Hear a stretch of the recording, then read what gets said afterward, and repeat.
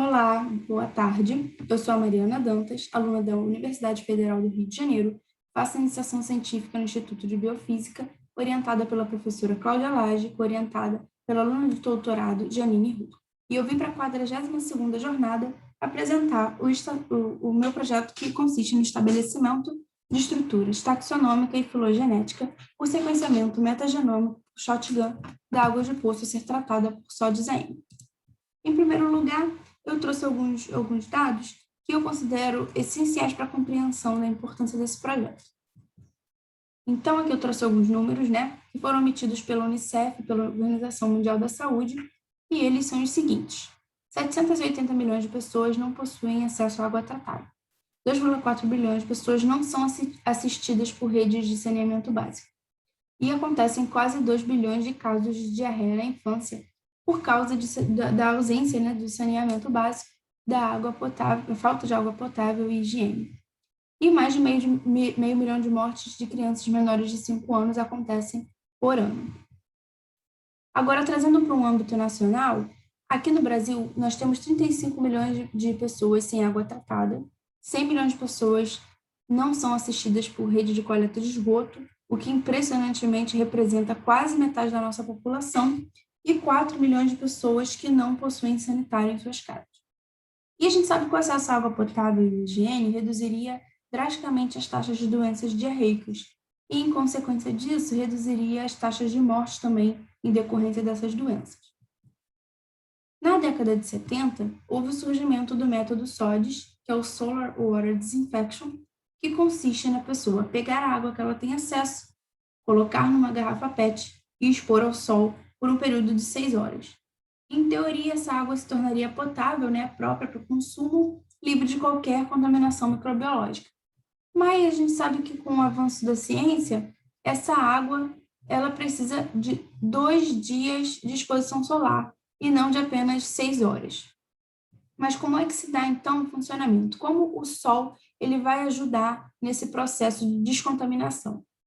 Eu trouxe aqui para a gente compreender isso, essa imagem que representa o espectro solar, e aqui nós temos um comprimento de onda, uma faixa, e aqui tem consistido a radiação ultravioleta, a luz visível e o infravermelho. Bom, a ultravioleta ela é subdividida em UVC, UVB e UVA. A UVC ela não chega aqui no nível do mar, porque a atmosfera absorve ela, Existem sistemas naturais de proteção para a vida terrestre, até porque a UVC seria um grande risco para a existência de vida aqui, A UVB, que atua causando lesões no material genético desses micro-organismos, causando a sua eliminação. E unido a isso, a gente tem o UVA, que também atua no material genético a partir da produção de espécies reativas de oxigênio.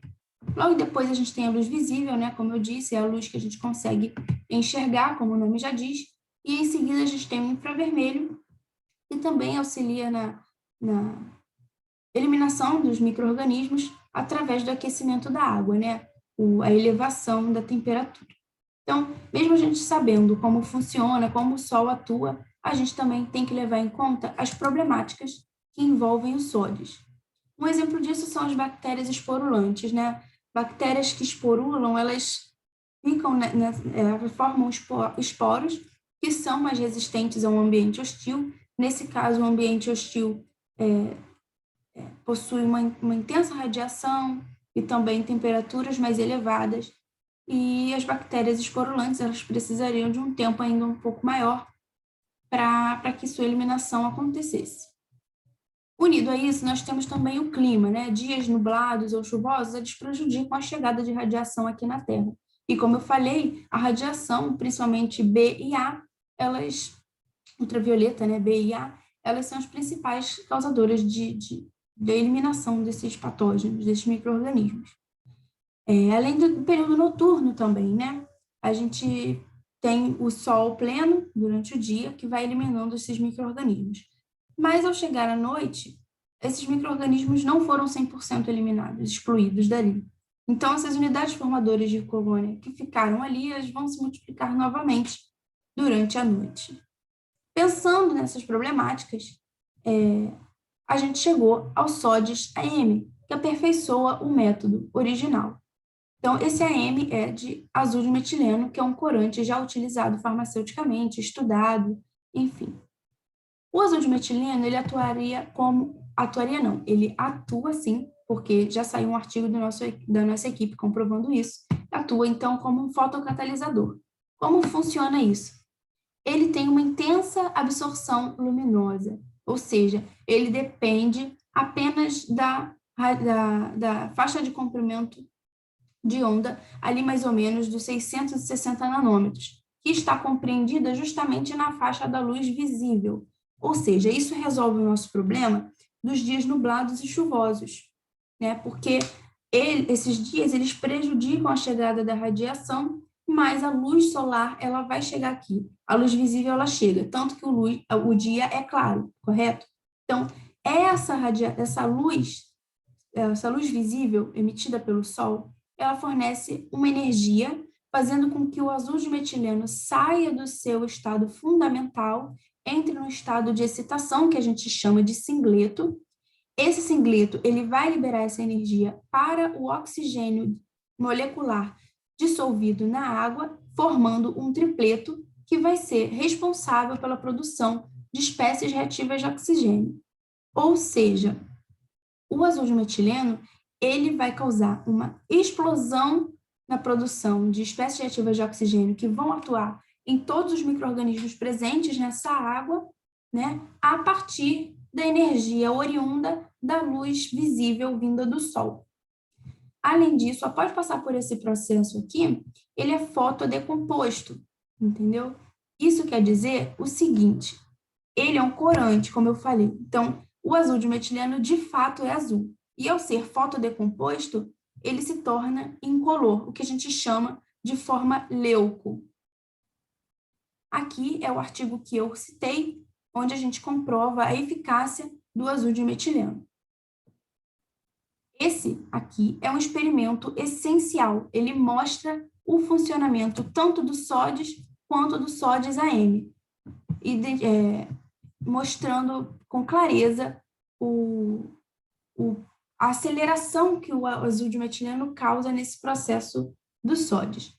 Como que se deu esse experimento? Aqui nós temos duas placas de Petri, onde a gente plaqueou a água de duas garrafas diferentes. Nessa garrafa daqui, a gente não acrescentou azul de metileno.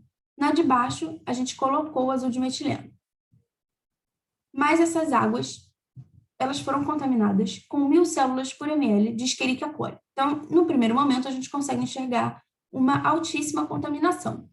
Com 1 hora de exposição ao sol, a gente consegue ver que com o SODIS ainda existe uma alta contaminação, apesar de a gente conseguir ver uma redução. A mesma coisa, com 1 hora, a gente foi olhar como estava a descontaminação e a gente viu que com o azul de metileno existe uma grande diferença. Com 2 horas de exposição solar, nós plaqueamos novamente e a gente viu, então, a gente comprova que o SODIS, ele funciona, mas ele ainda vai precisar de um pouco mais de tempo, enquanto que a água contaminada, exposta ao sol com o azul de metileno, já está quase zerada de contaminação. A gente vê algumas colônias aqui que cresceram, porém a gente consegue ver com clareza a diferença que o azul de metileno causa no SODIS comum.